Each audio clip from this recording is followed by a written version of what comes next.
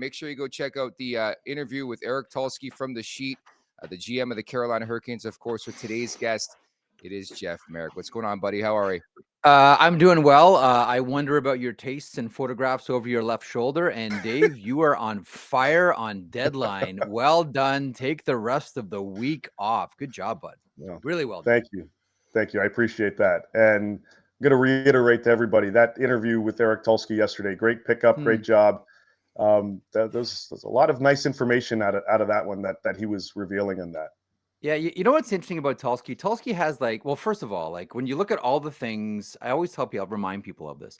When you look at all the things that Eric Tulsky is qualified to do in life, and you have a look at all the patents he holds and et cetera, and all the education he has, and all the things that he could do in his life, he's chosen the lowest paying job. When you look at his resume and you look what he could do in his life, he's chosen the one that's fun.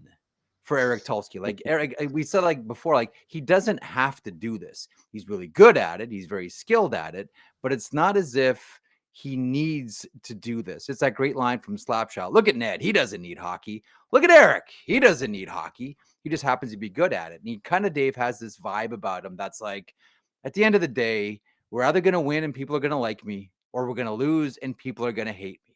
Everything else is just noise. I firmly believe that's how Eric Tulsky feels. So a lot of moving parts. Again, I thought you did a great job, and you make a great point. I think it's difficult to be a GM in this league, but I think you got to call a spade a spade. I think he did botch the situation with Mikko Rantanen. But what was your major takeaway from the interview? But before we get there, I'm curious how you felt that he botched it. I just think in who knows? Because I don't know what to believe in this scenario. You're telling me that Carolina acquires the asset and doesn't find out if he's willing to sign there. Do you know more about that? But that happens all the time, though.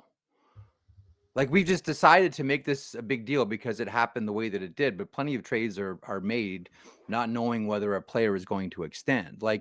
To your question, my main takeaway from the Tulsky interview was that this guy is going to be aggressive with the Carolina Hurricanes.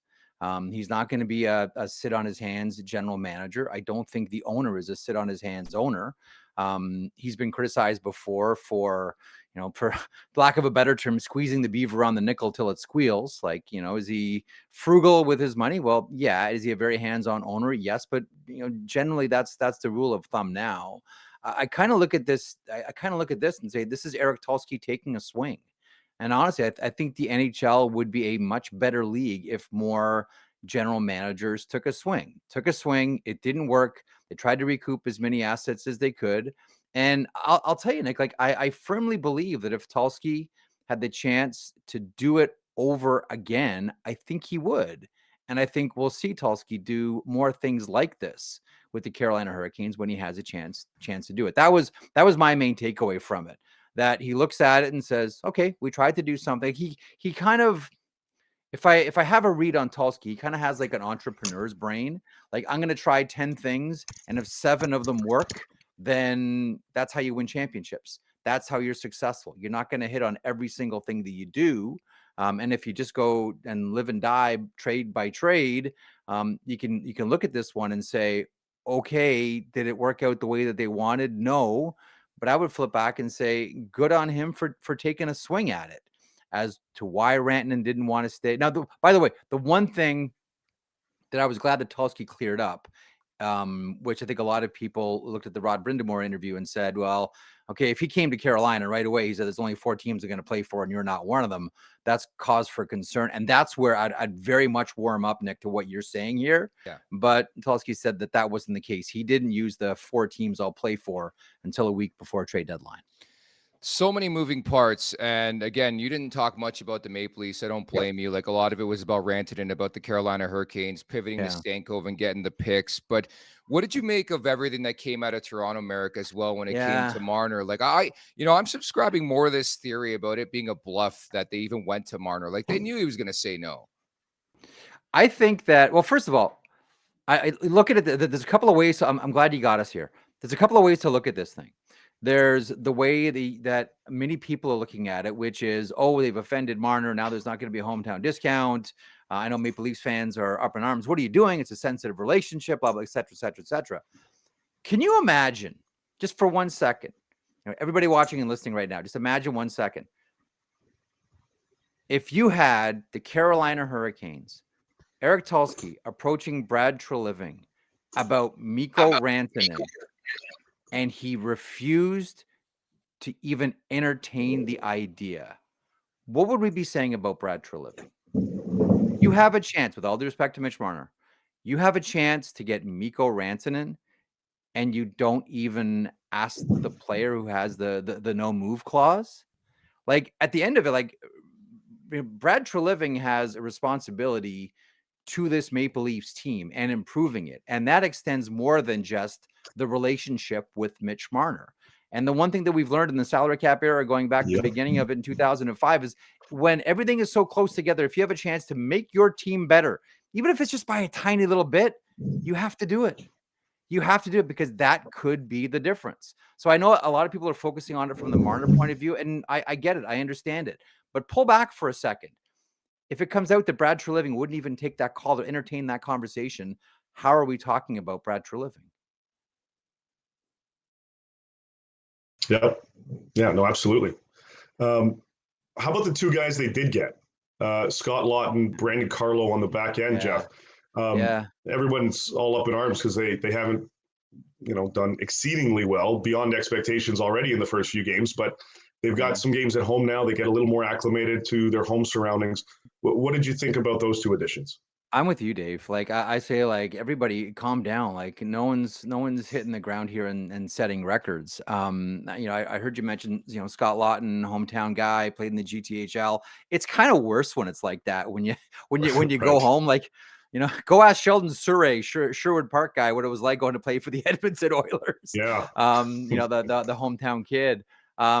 Because there's just so many other demands placed on your schedule, and your phone just doesn't stop, and you're just trying to, like, look, I just got to get through a game, and I just got to get through a day, and I just got to find my pillow. I'm firmly of the belief that, the first week, maybe 2 weeks after a player changes addresses, like, initially some guys just sort of go on momentum and go on runs, but I'm with you, Dave. I think that you need a grace period here, or a breaking in period until the player feels comfortable with new teammates and a new coach, even if he may already be, comfortable with that city. But I like him because it's again, like, and here I am talking about both sides of my mouth because I love what Dallas did picking up Mikko Rantanen. But it's not always the blockbusters at deadline, right? This is the story that's well told. It's sometimes, Berkey always reminds me the best move that he made for the Anaheim Ducks that year, around deadline, was picking up Brad May. And it's funny. I asked Scott Niedermayer about that. I'm like, what was the player that put you over the top? I'm expecting like some big fancy. He said Brad May. He said when Mayday joined, there was fourth line guy, dressing room guy, all that stuff. Hey, Dave, and he's like, yeah, it was Brad May. It was generally teams that tend to win have a tweak deadline as opposed to a trade deadline. How's that? No, I like that. And I commonly bring up on this podcast two names from Cup winners in the last 5 years are Terry Lehkonen, Ivan Barbashev. Yes. I think Scott Lawton can be that guy. Yes. Mark. Barbashev is a brilliant example too. And if the Oilers would have won that year or gone farther that year instead of Vegas, we would have been talking about Matthias Ekholm and how brilliant of a move that was for Ken Holland. Those are. Can Scott Lawton be that? It's funny too. Can Scott Lawton be that guy? Is an interesting question because, and again, like I'll drag this back to Berkey's 2007 Ducks team. I thought that Sammy Paulson should have won the Conn Smythe Trophy. I know for a second, like Sammy Paulson wasn't going to win, but you guys saw that playoff. Like, was Sammy Paulson, with all the respect, Scott Niedermayer and Chris Pronger and everybody, was Sammy Paulson not the best player for the Anaheim Ducks? Shutting everyone down.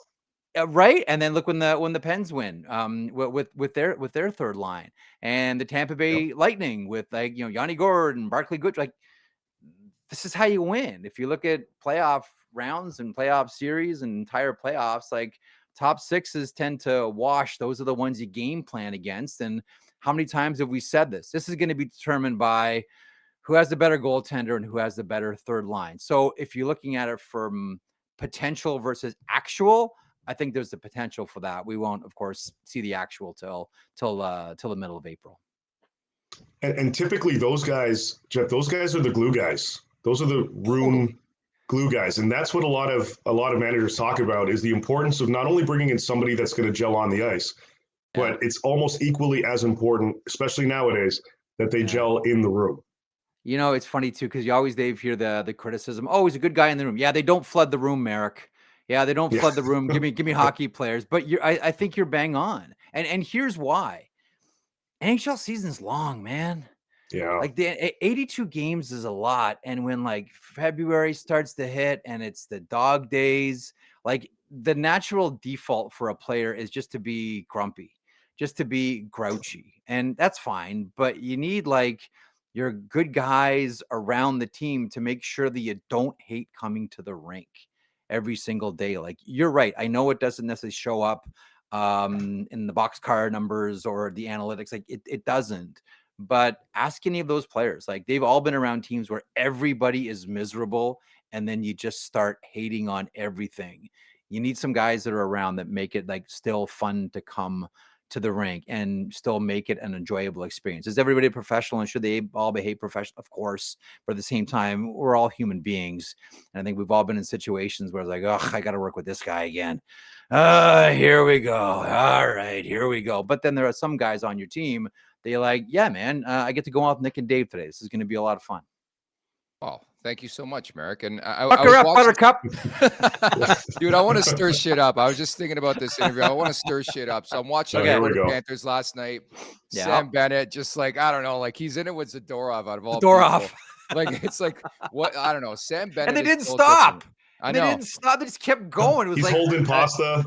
For all the old timers watching, old Maple Leafs fans watching and listening to this right now, it was like Daryl Sittler and Gary Howitt, still one of my favorite, where they went down and like they're on their knees, still throwing with one another. I'm watching this thing last night. I'm like, that's like Sittler and Howitt. They're on the ice. They're still scrapping. It was awesome. Oh, it was just so great. And that battle, Boston and Florida, the Bruins are not giving up. They traded half their roster. But what I'm getting to is Sam Bennett. This guy gets to July 1.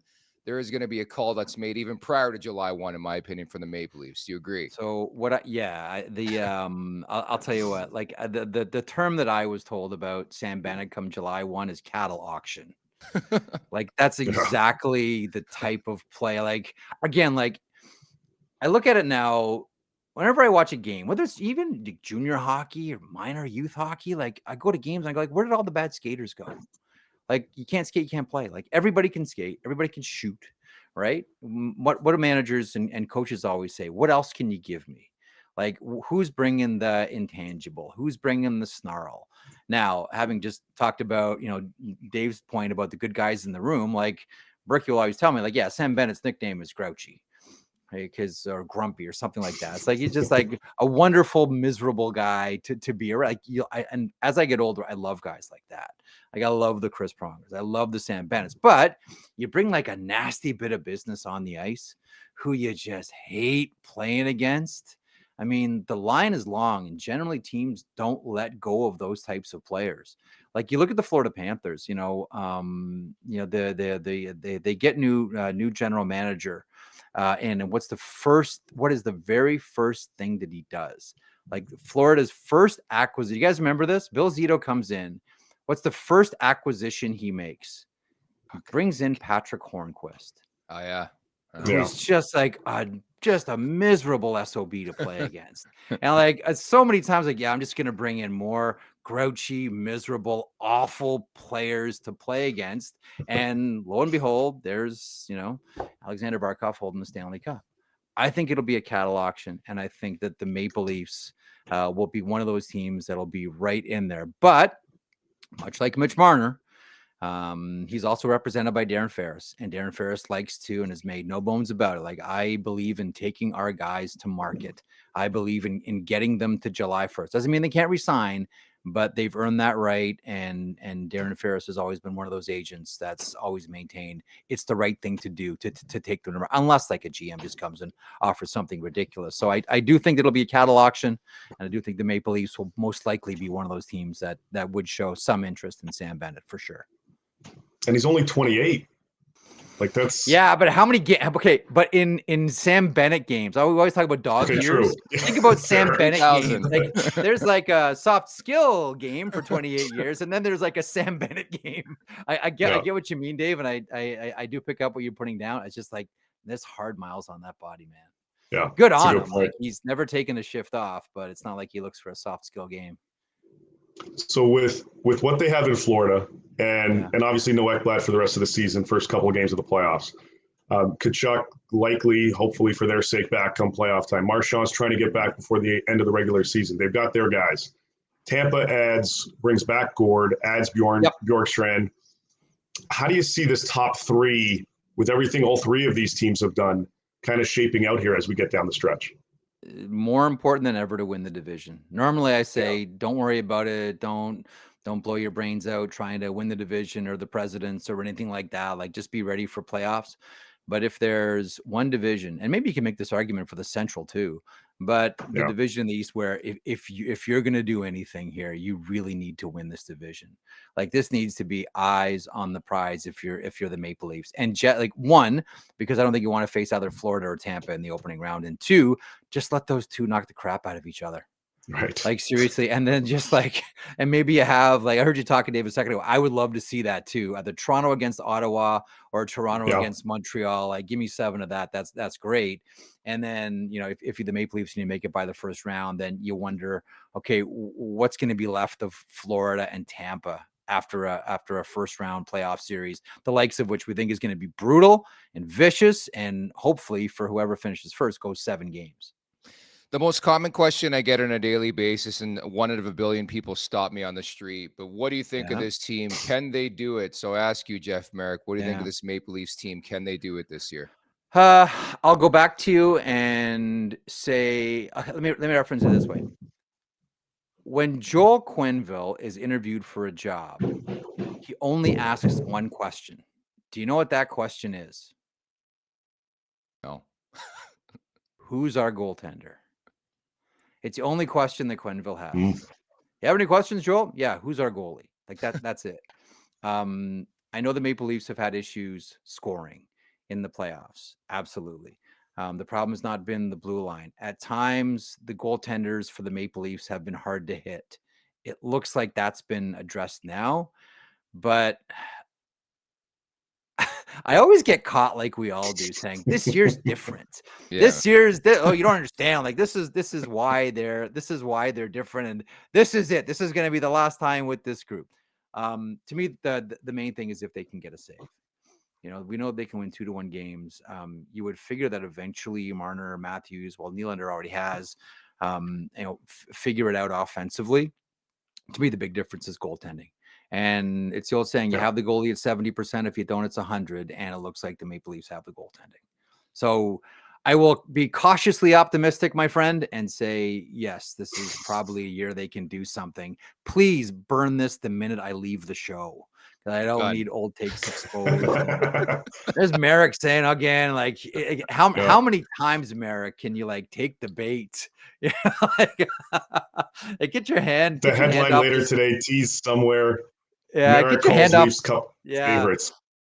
Marek can't stop putting his hand on the stove. Marek, just stop, man. Just stop. It's fine. We love hot takes. It's a fun time of year with the time change over the weekend. The weather's been a bit better. We know just around the corner is the Stanley Cup playoffs, and looking forward to it. Once again, great interview yesterday. Great job so far with the sheet. Shout out to Zach Phillips as well. Thank you so much today. Billy. Nick, thanks as always. Change that picture, man. Like you gotta class up the joint. It's revolving. Dave, there's other pics. I got more in my. I know. You're just trying to shine the apple because I'm on today. Okay, that's fine. Then move it along. Get rid of that. And again, like Dave, like in all seriousness, like deadline's a hard day. Like good for you, man. You killed it. Great job. I appreciate that, man. Thank you. See you, bud. Thanks, boys. Make sure to check out more of our content right here on the Leafs Nation YouTube page. We got long form interviews, we got clips, we got epic rants by Jay Roseau. We simply have it all. And don't forget, you can find out much more at theleafsnation.com. Thanks so much for watching.